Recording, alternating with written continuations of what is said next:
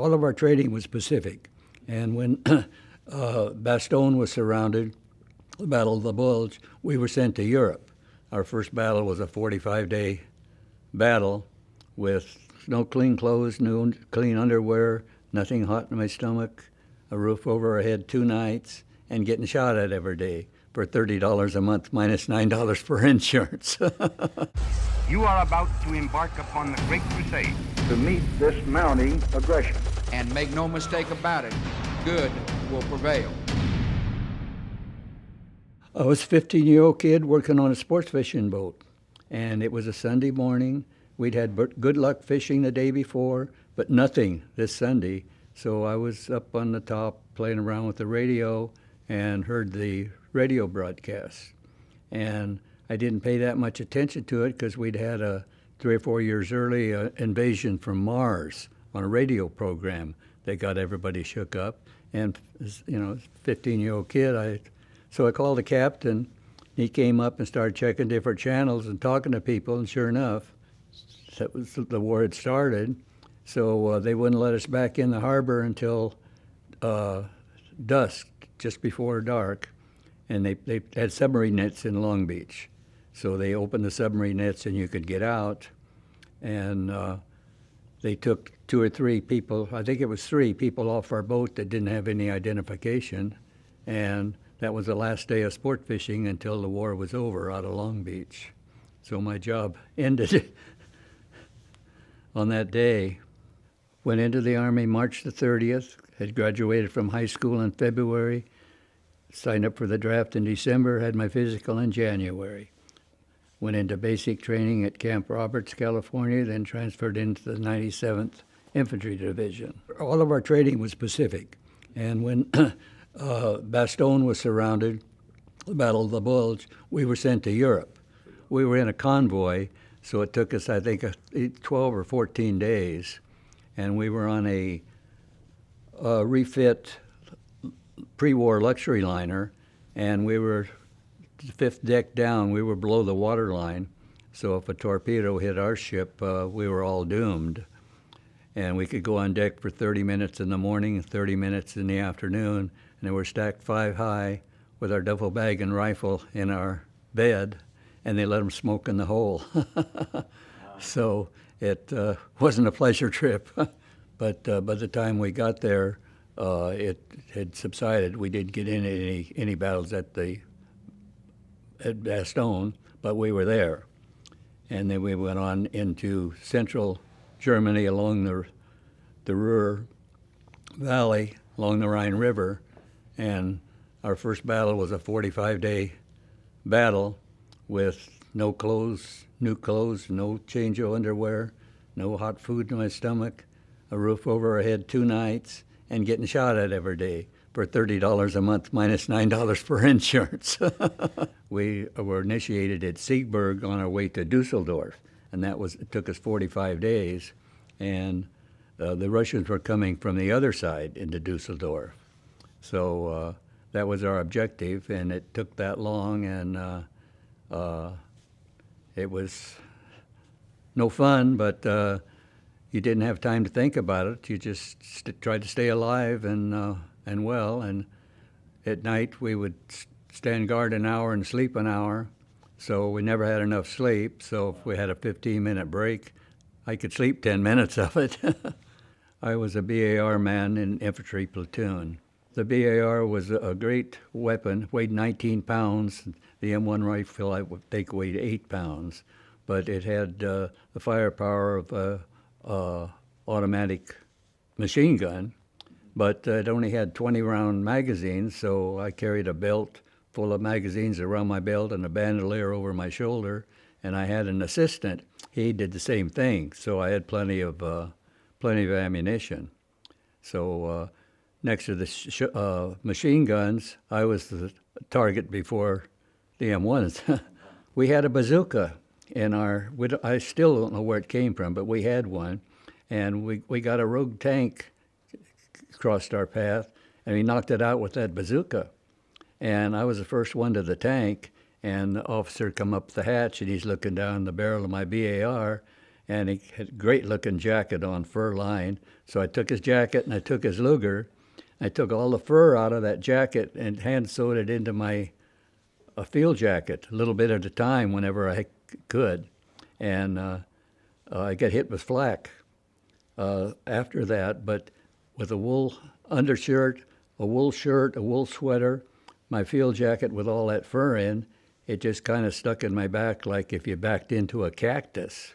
But it did draw blood, but there was nowhere to go but stay down, so I never did get to a medic. And oddly enough, our radio man was a small-statured man, and he carried his big radio on his back and stayed with the captain. He tripped and fell, skinned his hand, and there was a medic there, so he treated it and filled out a card, got the Purple Heart. Well, we holed up in a little wooded area one night, and we had to go through a big open space for this next town to clear, and they brought up 5 tanks to lead us through this big open space. But from that point, the road had a U-turn a little ways down the road, and the Germans had that down to the inch. They knocked out those 5 tanks one by one, and our high-end brass sent us anyway, and we almost got annihilated. They wanted to get us to Dusseldorf before the Russians. If we waited a day and got some more support, it would have helped. And as we went through that open space, all hell broke loose, machine gun fire. My next step was going to be in a bomb crater, so I just dove in head first and spent the whole day in that crater until dark. They brought up some mortar smoke, and my squad leader jumped in from the other side, and we spent the day there. And me as a 19-year-old kid, I'd take my helmet off and try to see if maybe I could get a shot at them, and I could feel the fire. They sent a blast. They knew I was in there, or we were in there, and they sent a blast to the buildup of that bomb crater, so we couldn't get out until dark. And the next day we went through, but they kind of retreated then, so it wasn't that bad. But we took a big toll that day. Everybody out in the open when they opened fire with their machine guns were superior to ours. They put out 1,100 rounds a minute, and ours would put out 550. You could hear them sometimes, or that was the difference in firepower. You get a little hardened to things, and it's shoot before you're shot, and so it just becomes your way of life at the moment.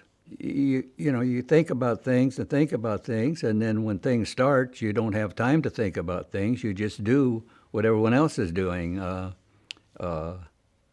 It's the bang shoot 'em up of a war, which is horrible. We thought we were going to stay in Dusseldorf for a few days, and I was next up for a 3-day trip to the French Riviera. And all of a sudden, grab your stuff and let's go. We got into trucks and headed east. That's when we were transferred into Patton's Third Army. And the truck stopped after 2 or 3 hours, and we got out. There was a big covered plunge, Olympic-style pool, and the engineers had got the heaters going. We stopped. We all got in and took a communal bath in that, and we got clean clothes. And that was heaven on earth. A rider came through and told us the war was over. The Germans had surrendered, and we weren't quite ready to quit.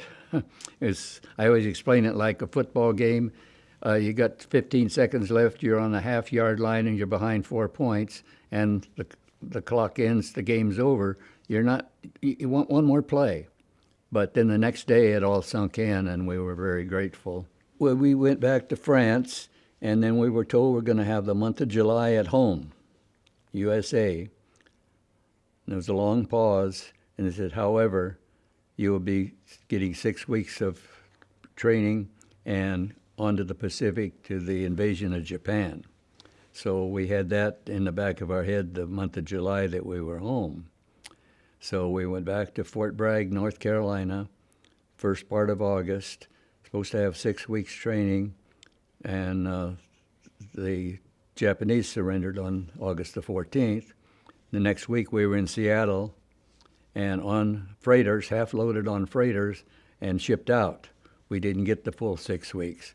But 2 days at sea, they came down with the ruling all GIs that had 45 points or more didn't have to leave the United States. And we all had more than 45 points. So we spent 37 days on a freighter from Seattle to Yokohama. 10 days coming back, but 37 days to get there. We stopped in Hawaii for a couple days. We stopped in the Philippines but didn't get off the ship. We stopped at Iwo Jima and got to see all the remains of that battle with the 6,500 white crosses at the far end of the airport. Or the airport, it was just a landing strip. It's such a small island. And then we went to sea. A typhoon was coming, and then back to Iwo. Then we sat in Tokyo Bay for 2 days and became the second shipload to unload on Japanese soil. Well, we were just occupational troops, and we didn't know what to expect when we got off the ship, but there was nothing I ever saw or heard of that there was any repercussion or uprisings of any kind. And we were sent to about 40 miles north of Tokyo to it was a big airport with big hangars, and our whole company was in one hangar, 250 men in one hangar, cots all over the place. And there was a notice on the bulletin board that tryouts for the football team, division football team. And I would have been next in line for squad leader, staff sergeant, but I thought I was a football player, so I went out for the team and made the team. So they transferred me into the MP platoon for the division. And that was much, much different than being in the infantry. That's kind of a funny story. Okay. I had got transferred into the MP platoon because I made the football team. And toward the end when they were breaking down our division, we were transferred into 1st Cavalry. A buddy of mine that I went to high school with and all through the war with was transferred into the headquarters company, and he contacted me, didn't get any beer ration, could I help him? So I said, sure, I'll call down to the guardhouse. We got a lot of Japanese beer out back, so help yourself. And that was the end of it, I thought.